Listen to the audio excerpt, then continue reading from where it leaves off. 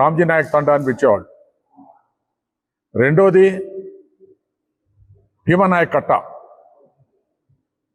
భీమనాయక్ శివలాల్ మహారాజ్ జన్మించినప్పుడు అప్పటి అవశేషాలు పేగులు లాంటివి మాయా అది పాతిపెట్టిన స్థలం.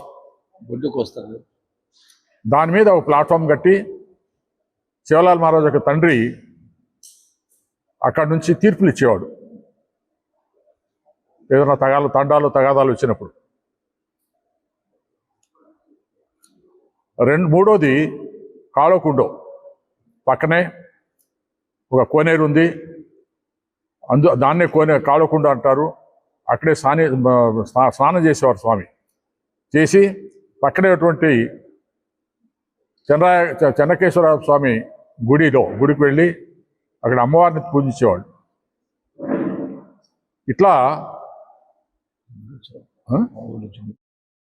తను గోవుల్ని కాచేవాడు.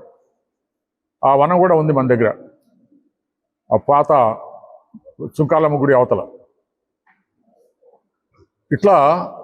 ఇట్లాంటి దృష్టాంతాలు ఆధారాలు అన్నీ చూసి వాళ్ళు రంజిత్ నాయక్ గారికి చెప్పి తెలియజేస్తే రంజిత్ నాయక్ గారు ఆల్ ఇండియా బంజారా సేవా సంఘం అన్ని రాష్ట్రాల నుంచి ఆ సంఘ నాయకులను అందరినీ పిలిపించారు.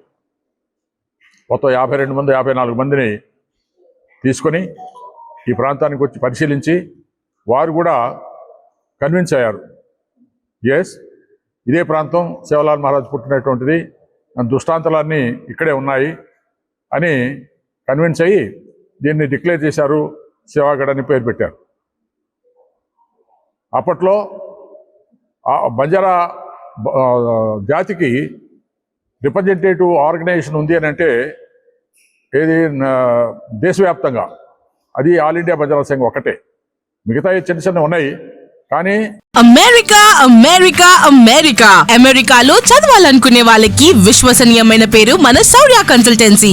UK లో 1 year masters, UK లో 1 year masters, 2 years work permit up to 5 years visa. Contact Saurya Consultancy.